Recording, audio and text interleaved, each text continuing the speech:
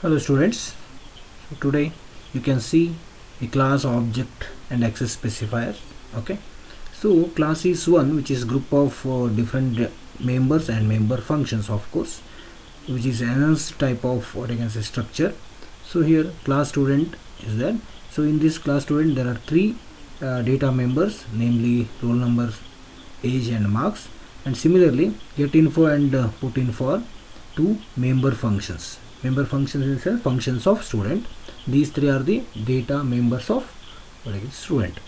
So access specifiers specify how the variables or the members are going to be accessed.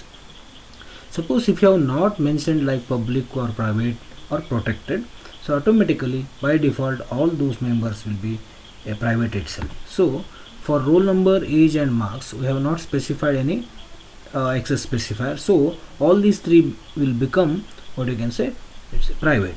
Then get info and put info are public functions. One is input function which is used to input roll number, age and marks, and another one I have written put info, so which will display the inputted roll number, age and marks, of course. Okay, next here this close brace and semicolon, that means end of class definition. Okay, next in wide main, very first and foremost way is to create the object or objects for the class student.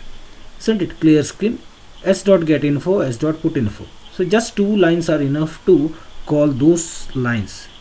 So get info will access the member function, that is get info. Similarly s dot put info means student objects put info. Always you need to access the members along with the object in wide main or in any other area rather than in the class.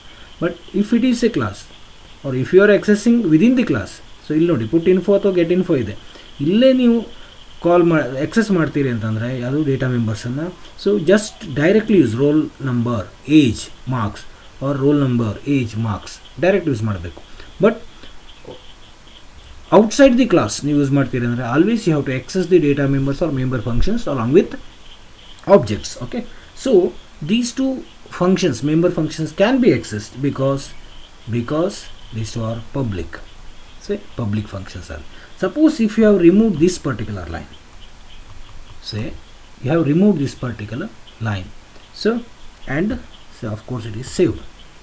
If you run this, so you will find or you will get two errors, get info and put info, because from wide main your attempt is to call or access these two information.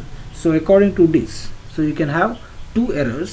So as I have told, so get info is not accessible, put info is not accessible. So in order to correct this error, so only thing we need to do is make these two functions public. So then only you can access those two functions from the wide main. Okay, now you access or you just run, you can access. Now you are able to access. So roll number, age and say I will give marks. So these three lines, student roll number, student age and student marks, so these three lines are from put info and first enter roll number, age and marks. So this is from the get info. So first this function is called, input function is called, then put info is called. Okay, so this is very simple program which illustrate a class and object. Here student is class and open brace, close brace. Within the open brace, close brace, we have given all integers, so you may use character, float, double, etc. Okay, so I have taken all three integers. You can also give int roll number comma age comma marks, or else you can give roll number, name, course, marks, like that you can give. But if you have not mentioned any access specifiers like public or private or protected, so automatically those will be private itself.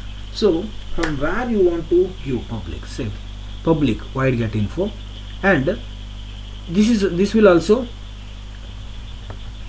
public until you get close brace and semicolon, which is nothing but end of class. Okay, this is very simple very simple program to understand the concept of class and object, of course access specifier. So one access specifier I have not explained, that is protected, so which comes under inheritance, especially in which there will be more than two classes will be involved.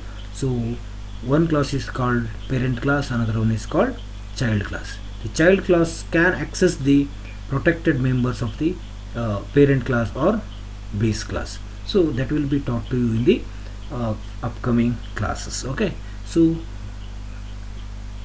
once again observe this program and try to write down the program and execute this program and modify some codes, okay, according to your requirement, and try to run it and get the output.